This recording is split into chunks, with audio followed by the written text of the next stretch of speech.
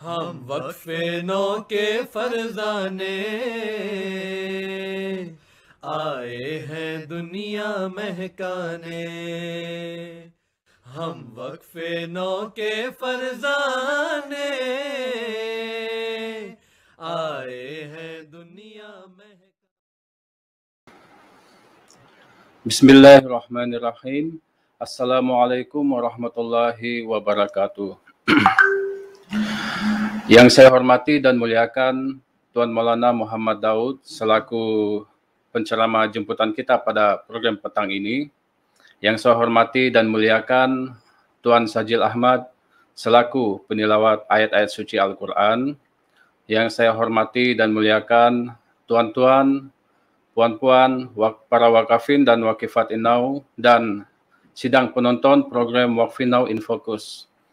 Semoga Anda semua sentiasa berada dalam keadaan sihat walafiat, dalam perlindungan serta kasih sayang Allah Subhanahu wa Ta'ala. Allahumma amin. Tidak lupa selawat serta salam kita panjatkan untuk Yang Mulia Rasulullah Sallallahu Alaihi Wasallam, serta kita doakan juga untuk khalifah kita yang tercinta Hazrat Mirza Masrur Ahmad Ayyadallahu Ta'ala bin Aziz. Semoga huzur sentiasa berada dalam keadaan sihat, diberikan kekuatan serta pertolongan untuk membimbing jemaat yang kita cintai ini. Allahumma amin. Baiklah tuan-tuan, seperti kebiasaan kita di dalam jemaat, sebelum memulai program kita akan mendahulukan dengan tilawat ayat-ayat suci Al-Quran. Untuk itu, saya ingin menjemput Tuan Sajil Ahmad untuk menyampaikan tilawat Al-Quran. Dipersilakan. Assalamualaikum warahmatullahi wabarakatuh. Waalaikumsalam. A'udzu billahi minasy syaithanir rajim. Bismillahirrahmanirrahim. Allahu la ilaha illa huwal hayyul qayyum.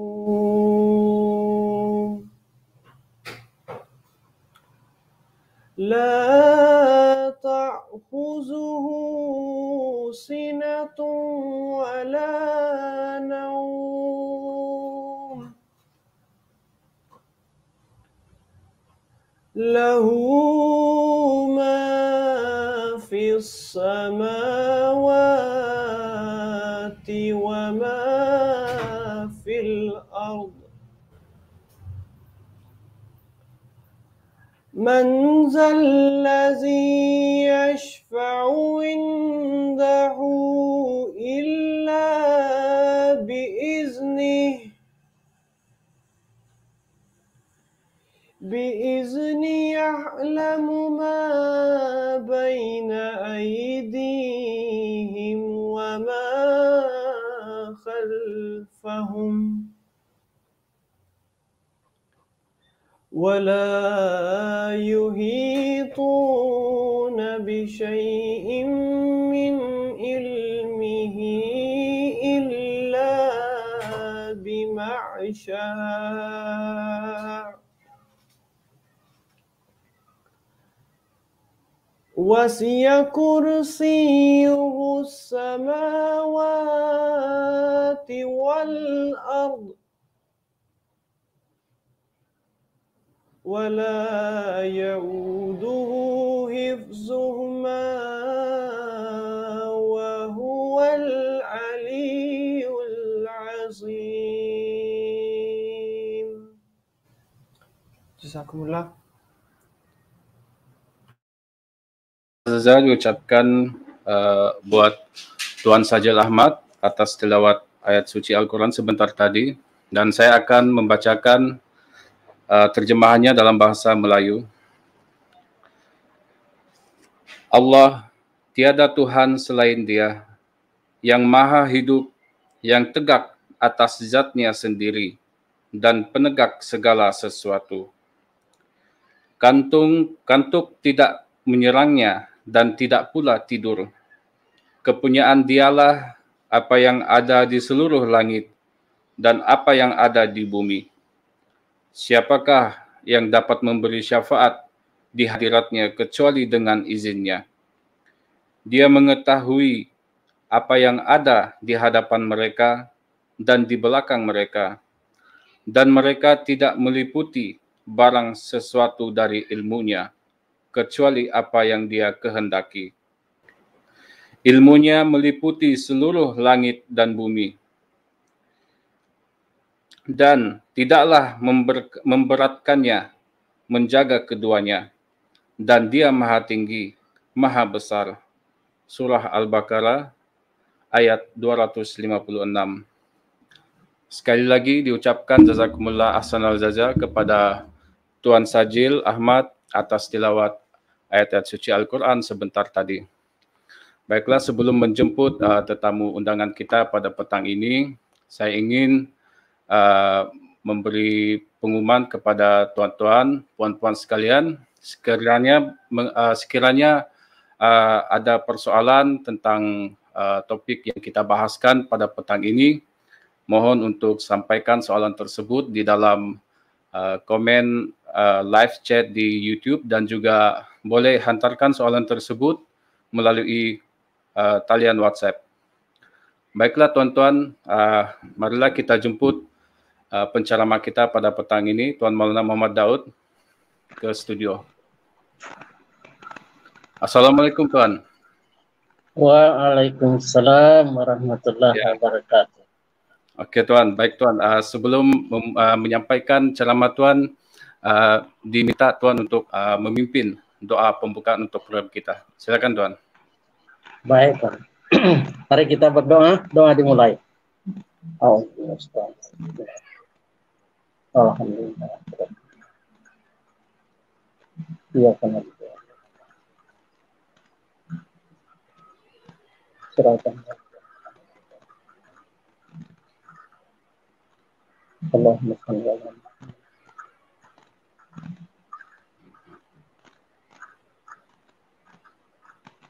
Rabbana taqabbal minna innaka antas samiul alim. Amin. Allahumma amin. Amin.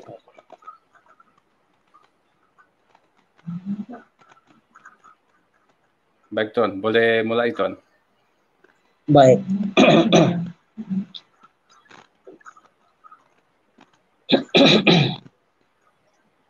Asyhadu an la ilaha illallah wahdahu la syarika lah wa asyhadu anna Muhammadan abduhu wa rasuluh. Amma ba'du, fa'udzu billahi minasy syaithanir rajim. Bismillahirrahmanirrahim. Ha antum haula'i tud'auna litunfiqu fi sabilillah. Faminkum may yabhal wa may yabhal fa innama yabhalu an nafsihi. Wallahu ghaniyyun wa antumul fuqara. Wa in tatawallaw yastabdil qauman ghairakum summa la yakunu amsalakum.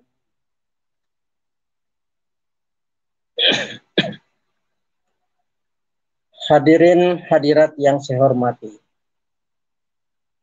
pertama-tama saya ucapkan Assalamualaikum warahmatullahi wabarakatuh.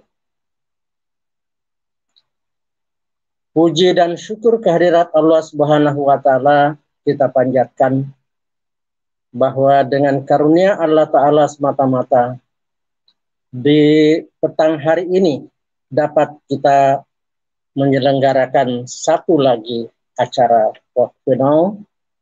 Mudah-mudahan bermanfaat bagi kita sekalian, baik yang Waktu Now, begitu juga yang bukan Waktu Now. Tajuk yang insya Allah akan saya bawakan adalah amal saleh melalui waktu jadid. Ayat yang saya bacakan tadi ialah surah Muhammad ayat yang terakhir, yang artinya, ingatlah, kamu adalah orang-orang yang dipanggil supaya membelanjakan hartamu di jalan Allah. Lalu di antara kamu ada orang yang bakhil, dan barang siapa yang bakhil, maka sesungguhnya ia berlaku bakhil terhadap dirinya sendiri. Dan Allah Maha Kaya, sedangkan kamu adalah orang-orang miskin. Dan jika kamu berpaling, Dia akan menggantikanmu dengan satu kaum lain yang kemudian mereka tidak akan menjadi seperti kamu. Hadirin hadirat yang saya hormati. Apa yang disebut amal saleh? Amal saleh ialah perbuatan baik yang bermanfaat, dia tepat waktu, dan tepat pada tempatnya. Sebagai contohnya, kita dengar di dalam khutbah huzur kita, ketika Rasulullah SAW menyampaikan kepada Hadrat Abu Bakar bahwa beliau sudah dapat perintah untuk hijrah, dan Hadrat Abu Bakar pun boleh menyertai Rasulullah SAW dalam perjalanan itu. Hadrat Abu Bakar radhiyallahu anhu mengatakan, saya sudah beli 2 ekor unta untuk kendaraan kita. 1 untuk Tuan dan saya 1 untuk saya. Nah, perbuatan yang dilakukan oleh Hadrat Abu Bakar, membeli 2 ekor unta untuk tujuan perjalanan hijrah itu adalah satu amal saleh. Karena memang pada masa itu diperlukan kendaraan yang bagus, dan beliau memang membeli 2 ekor unta yang juga cukup bagus. Ini contoh yang pertama. Contoh yang kedua, yang kita dengar juga dari khutbah huzur kita,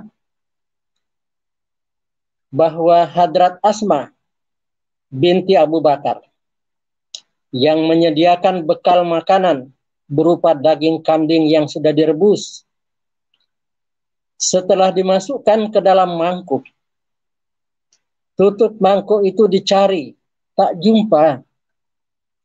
Hadrat Asma terus mengambil tindakan mengoyakkan selendangnya, dipakai membungkus mangkuk itu tadi. Rasulullah SAW bersabda, semoga engkau mendapat 2 selendang di surga nanti sebagai gantinya.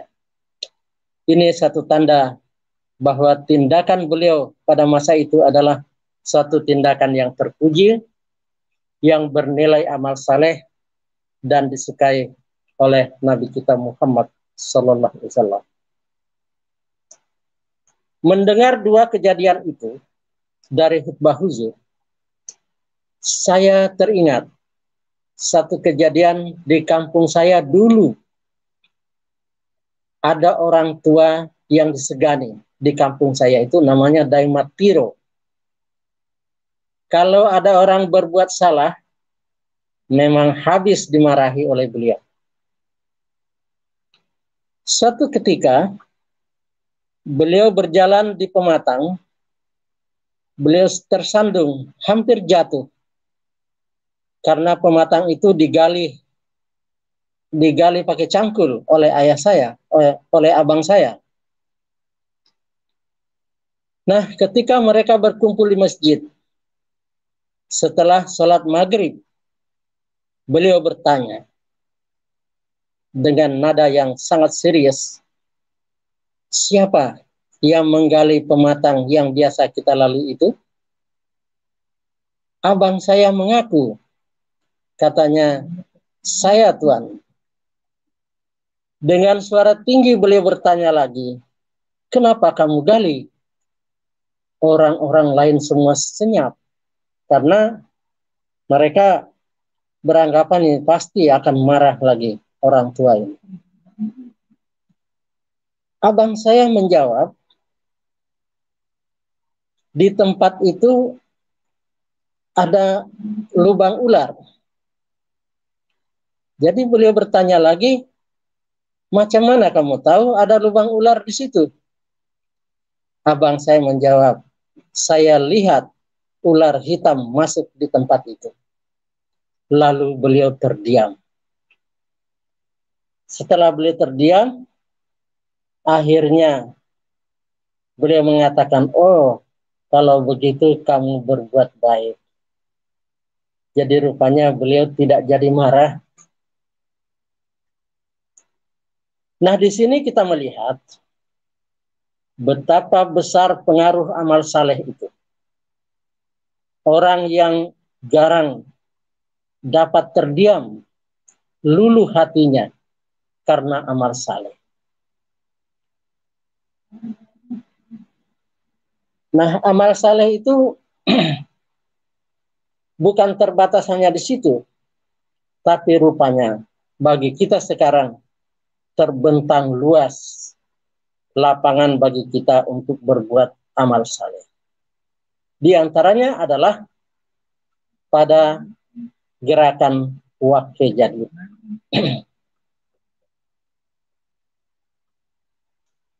Pada tahun 1957, ketika ada usaha-usaha dari pihak Gair Ahmadi untuk melemahkan keimanan para mubayyin baru di desa-desa. Ketika itulah Hadrat Haifatul Masih Tsani radhiyallahu anhu melancarkan gerakan wakfe jadid supaya para anggota jemaat mewakafkan diri menjadi mu'alim guna dikirim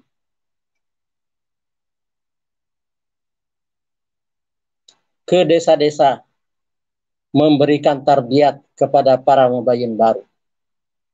Dan kita yang tidak dapat mewakafkan diri supaya berjanji untuk memberikan pengorbanan dalam waktu jadid. Dari Januari hingga Desember. Jadi selama 1 tahun. Hingga saat ini, gerakan waktu jadid ini masih sangat diperlukan. Sehingga perjanjian untuk memberikan pengorbanan dalam gerakan waktu jadid ini dalam bulan Januari adalah salah satu bentuk amal saleh.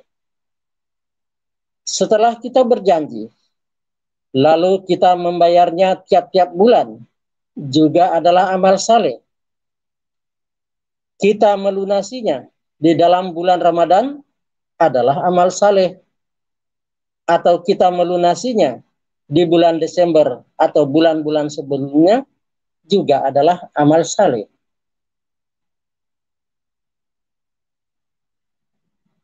Nah, setelah pengorbanan kita berikan kepada jemaat, setelah diterima oleh jemaat, lalu dibelanjakan.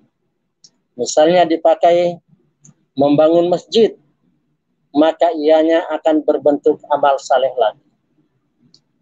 Orang mukmin yang ingin meraih keridaan Allah Ta'ala mengorbankan hartanya karena ia menyadari bahwa kita ada misi untuk menghidupkan agama dan menegakkan syariat Islam. Ini bukan ihsan kepada seseorang, tetapi untuk meraih ridha Allah Subhanahu wa Ta'ala. Allah Subhanahu wa Ta'ala menerima pengorbanan seperti itu sebagai amal saleh.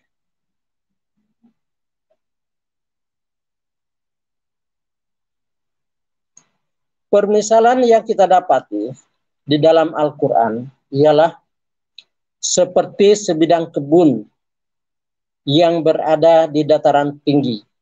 Tanahnya subur, apabila ia ditimpa oleh hujan lebat, maka ia memberikan buah 2 kali ganda. Manakala tiada hujan lebat, maka gerimis pun sudah cukup memadai. Maknanya ialah bahwa kalau ia memperoleh rezeki yang melimpah, maka pengorbanannya pun akan besar. Tetapi kalau tidak melimpah pun, kalau ada penghasilan meskipun sedikit, maka pengorbanan tetap dilakukan dengan kadar yang ia mampu. Disinilah yang dikatakan 1 ringgit dapat mengalahkan 100 ringgit. Kalau seseorang memperoleh 10 ringgit, lalu dikorbankan 1 ringgit, berarti 1/10 ia berikan. Sedangkan orang yang memperoleh penghasilan 2.000 ringgit, lalu dikorbankan 100 ringgit, berarti 1/16-nya pun tak sampai. Maka di sini dapat lihat bahwa 1 ringgit lebih tinggi nilainya daripada yang 100 ringgit tadi. Di zaman Hadrat Masih Maud alaihissalam, ratusan orang masuk ke dalam jemaat yang untuk membeli pakaian pun susah, sehingga pakaian mereka sangat sederhana. Tetapi untuk pengorbanan harta, mereka tidak ketinggalan.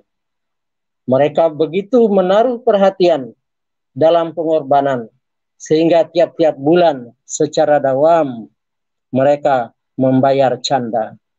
Ini adalah berkat kesetiaan dan ketaatan mereka. Hadirin hadirat yang saya hormati, di dalam khutbah huzur 2 hari yang lalu, para Ahmadi baru betul-betul telah memenuhi hak baiat, walaupun mereka belum mendapatkan tarbiyat yang cukup.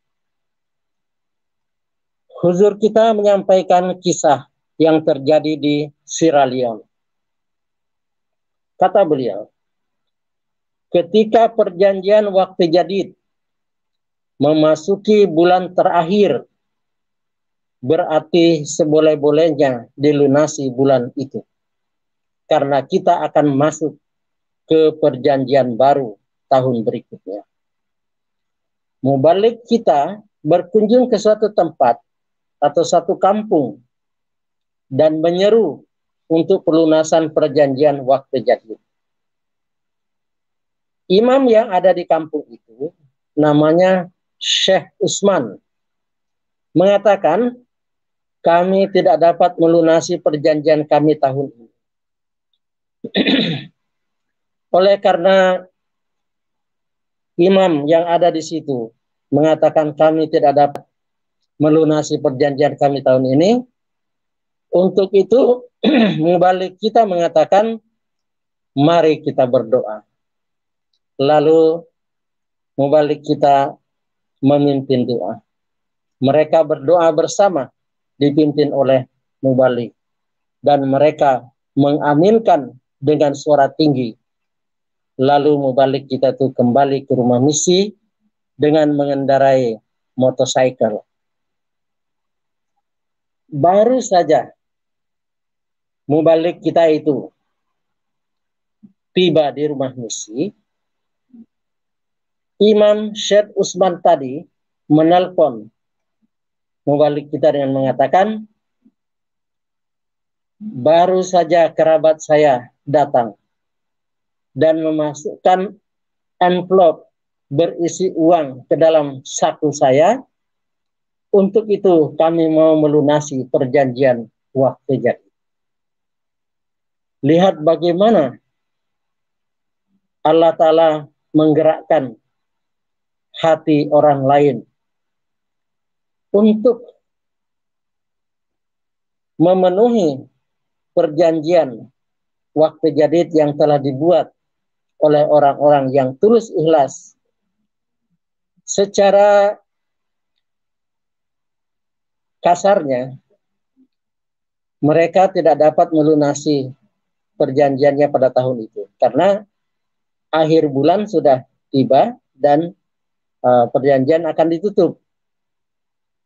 Tetapi begitu karunia Tuhan datang, kerabatnya datang dan memasukkan uang ke dalam sakunya, uangnya pun cukup besar jumlahnya. Dengan itu mereka dapat melunasi perjanjian waktu jadid. Begitulah karunia Allah Ta'ala. Lebih lanjut, huzur kita menjelaskan bahwa di Amerika Tengah, seorang anak umur 14 tahun yang telah melunasi perjanjian yang huzur telah ceritakan dalam khutbah-khutbah sebelumnya. Karena huzur sampaikan dalam khutbah, maka banyak orang simpati kepada anak itu. Ada orang yang simpati dengannya dan mengirimkan uang $200 kepadanya. Apa yang dibuat oleh anak itu? Karena dia ada keperluan $30, maka diambilnya cuma $30 saja dari uang $200 tadi. Sisanya semua diberikannya kepada jemaat. Nah, huzur kita mengatakan, yang dikatakan mendahulukan agama daripada dunia, inilah seperti apa yang dilakukan oleh anak itu tadi. Anak-anak lain, kalau dia dapat uang, mungkin dia ingat apa? Yang dia ingat adalah mau beli video game dan lain sebagainya. Tapi anak ini tidak. Yang dia ingat adalah bagaimana bisa memberikan pengorbanan di dalam jemaat. Ini satu contoh mendahulukan kepentingan agama daripada kepentingan dunia. Selanjutnya, huzur kita menceritakan satu kejadian di Kamerun. Kata beliau, sejak 2 tahun lalu, di suatu tempat di Kamerun itu, telah dimulai pembangunan masjid. Tapi pembangunan itu terhenti. Oleh karena ada satu golongan muslim melaporkan kepada kerajaan bahwa jemaat ini adalah jemaat teroris.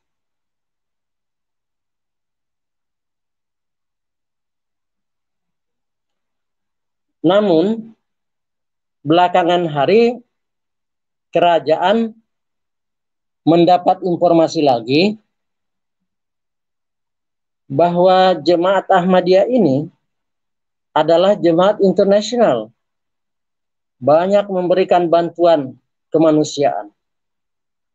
Sehingga negara-negara di Afrika itu merasa banyak tertolong oleh jemaat ini. Untuk itu kerajaan Kamerun mengizinkan masjid jemaat kita untuk diteruskan pembangunan. Pada masa kerajaan mengumumkan bahwa pembangunan masjid itu diteruskan, diizinkan.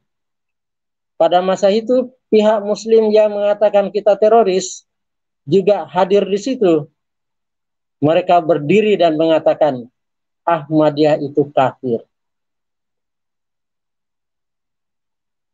Pihak kerajaan mengatakan kami tahu apa yang kami lakukan. Akhirnya penantang itu pergi. Itu suatu kisah yang sangat menarik bahwa bagaimana pertolongan jemaat melalui pembangunan masjid di mana penggunaannya adalah dana dari waktu jadid.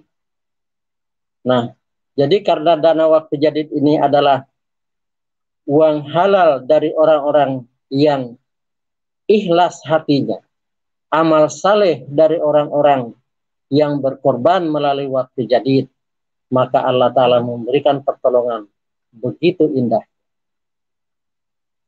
Satu kejadian lagi yang disampaikan oleh huzur kita, yaitu di Ghana. Di satu tempat, itu kampung kecil, banyak yang baiat di sana, kata huzur. Jemaat kita membangun masjid sederhana, karena maklum dari kampung, jadi sesuai dengan keadaan kampung itu dibangunlah masjid sederhana. Orang Gair Ahmadi membina masjid besar dan megah di hadapan masjid kita itu, dan menarik para mubayyin baru kita untuk ikut ke masjid megah itu. Karena mereka mubayyin baru, belum dapat tarbiyat yang cukup, ada di antara mereka yang ikut ke masjid megah itu. Nah, melihat kenyataan itu, maka jemaat kita pun membangun masjid besar dan megah di kampung itu. Dan diadakan kegiatan tarbiyat. Sedangkan di masjid mereka tidak ada kegiatan. Hanya sholat pulang. Nah, di tempat kita ada macam-macam kegiatan. Apa yang terjadi sekarang? Bukan saja orang-orang Ahmadi yang datang di masjid kita, tetapi orang-orang Gair pun ikut ke masjid kita. Nah, inilah yang dikatakan oleh ayat-ayat yang dibacakan tadi. Siapa yang bahil, mereka itu bahil terhadap untuk diri mereka sendiri. Orang-orang yang akan menggantikan mereka di dalam jemaat ini, dia tidak akan seperti mereka. Oleh karena itu, marilah kita sama-sama meraih sebanyak-banyaknya berkat dan amal saleh yang ada di dalam jemaat ini. Banyak sekali lapangan pengorbanan yang disediakan, ada waktu jadidnya, ada tahrik jadidnya, wasiatnya, candaamnya, dan lain sebagainya. Tetapi kita sekarang berada di bulan Januari, ini adalah bulan perjanjian waktu jadid, di mana berjanji waktu jadid di bulan ini adalah amal saleh, tepat waktu dan tepat guna. Nah, inilah yang dikehendaki sebagai amal saleh. Jadi amal saleh bukan hanya terbatas pada ibadah saja, tetapi hal-hal lain pengorbanan juga dia termasuk ibadah. Artinya bukan hanya sembahyang saja, ini juga termasuk ibadah di jalan Allah Subhanahu wa Ta'ala. Dengan itu, semoga Allah Ta'ala berkenan memberikan ridha kepada segala usaha kita, dan saya akhiri dengan ucapan Assalamualaikum warahmatullahi wabarakatuh. Waalaikumsalam warahmatullahi wabarakatuh. Jazakumullah ahsanal jaza diucapkan kepada Tuan Maulana Muhammad Daud di atas penyampaian beliau tentang poin-poin berkenaan dengan skim wakfi jadid ini. Mudah-mudahan dengan apa yang beliau sampaikan itu dapat memberikan kepahaman dan manfaat kepada kita semuanya. Baiklah, sebelum di sini kita buka kepada sesi soal jawab. Sekiranya tuan-tuan yang ingin mempunyai pertanyaan, boleh sampaikan soalan tersebut melalui live chat di YouTube ataupun WhatsApp ke nomor yang tertera di bawah ini. Baik tuan, di sini ada soalan. Assalamualaikum warahmatullahi wabarakatuh. Soalan saya, anak Ahmadi yang baru lahir diwajibkan untuk menyertai perjanjian wakfi jadid. Apakah boleh kita masukkan anak yang bukan Ahmadi? Itu soalannya, Tuan. Baik, Tan. Kalau memasukkan anak-anak Ahmadi ke dalam perjanjian waktu jadid, tentunya orang yang memasukkan itu yang punya niat untuk membayar.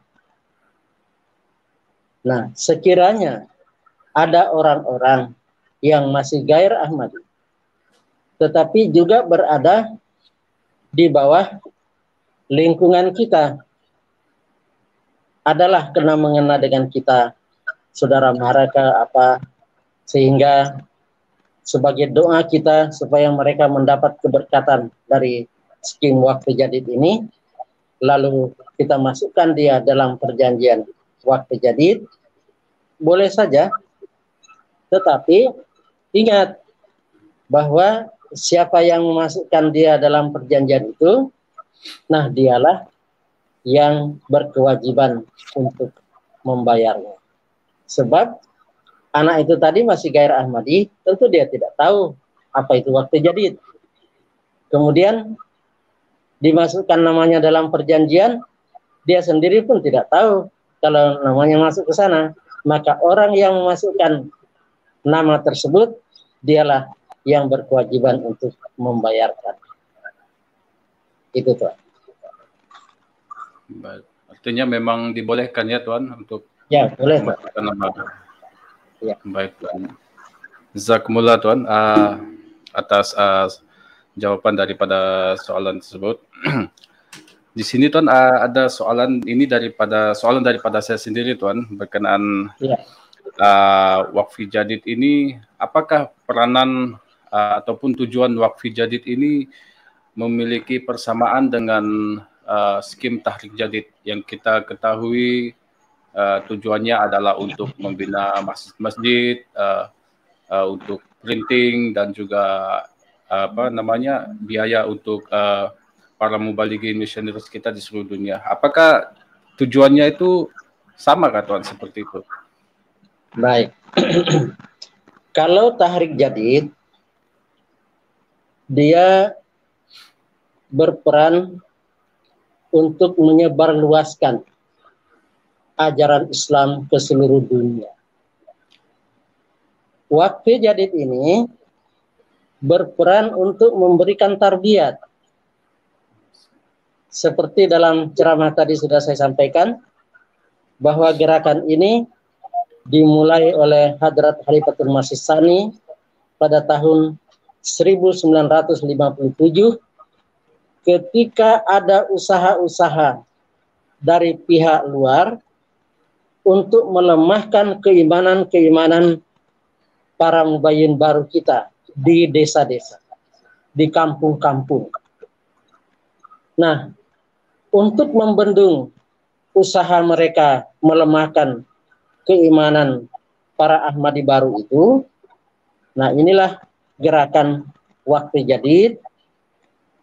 Dikirimlah muallim ke sana untuk memberikan tarbiyat. Tentunya perlu ada sarana. Sarananya ialah masjid. Nah, jadi juga dipakai untuk keperluan tarbiyat, ya berbentuk masjidkah, madrasahkah atau apa?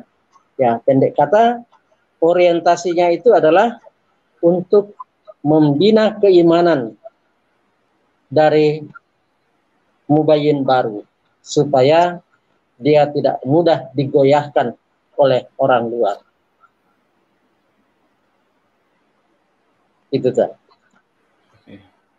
Baik Tuan, jazakumullah atas jawabannya Tuan.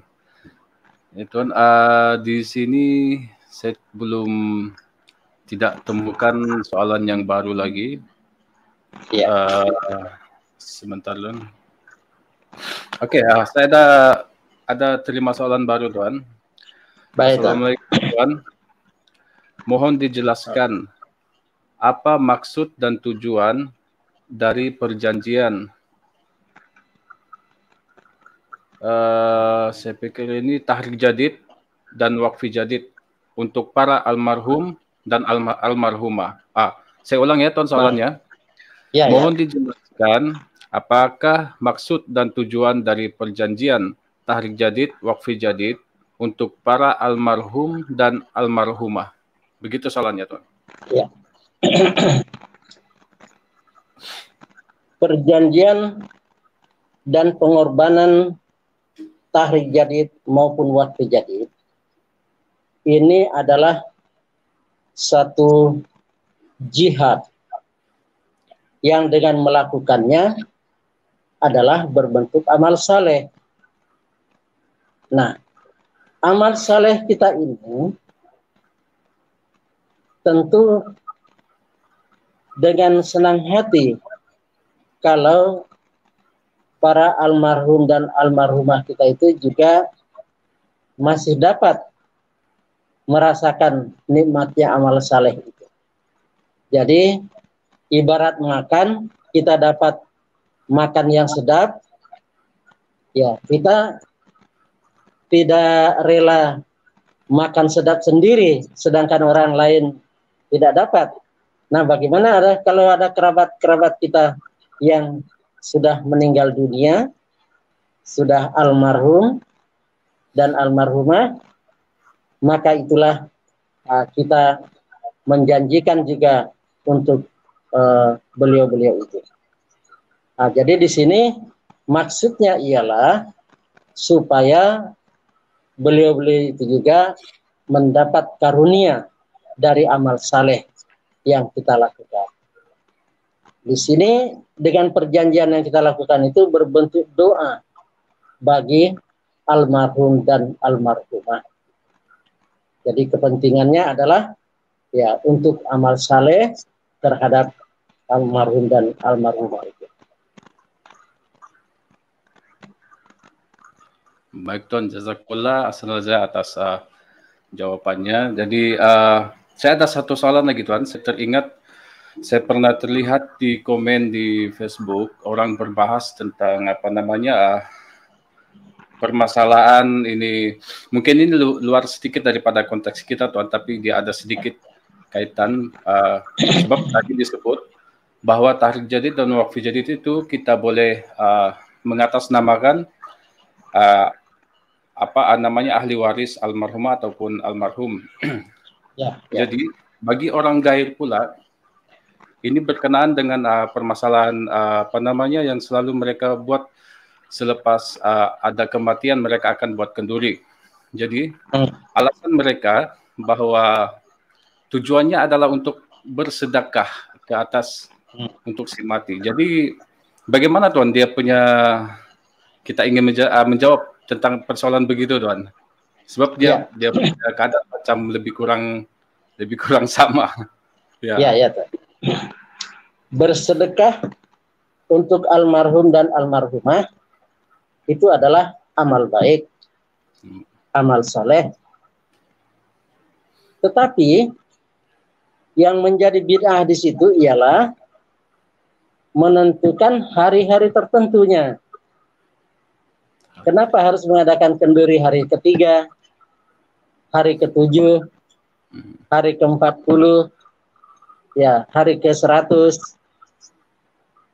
Nah, itu yang menjadi bid'ahnya, Tuhan. Kalau soal sedekahnya, oke-oke saja, bila-bila boleh lakukan. Dan juga tidak perlu kenduri. Lebih kuranglah dengan pengorbanan Tahrik Jadid, Waqfi Jadid kita untuk almarhum. Nah, kita tidak menunggu 3 hari, 7 hari, ataupun 40 harinya. Bila datang saja masa perjanjian Tahrik Jadid maupun Waqfi Jadid, kita terus janjikan. Nah, itu. Jadi bedanya cuma itu, Tuhan. Bahwa mereka ada sedikit beda karena menentukan hari-hari tertentu untuk melakukan itu.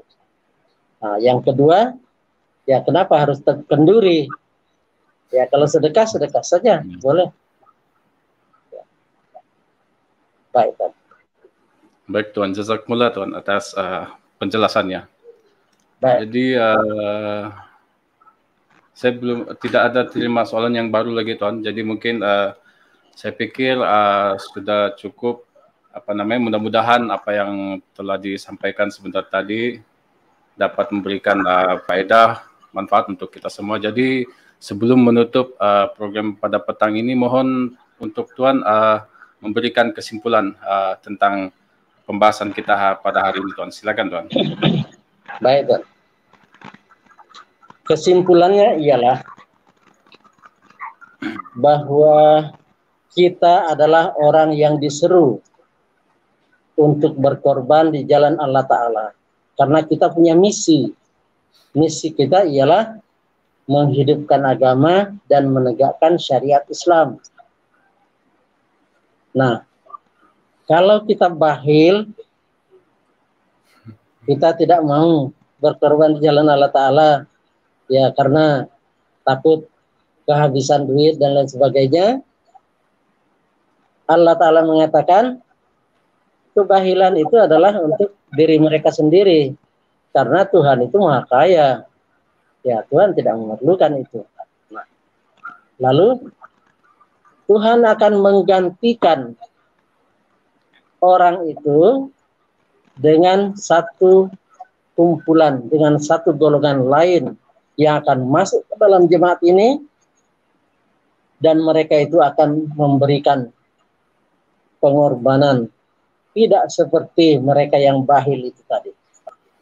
Nah, jadi kita hati-hati yang sudah ada dalam jemaat, jangan sampai kita digantikan oleh orang lain di dalam jemaat ini.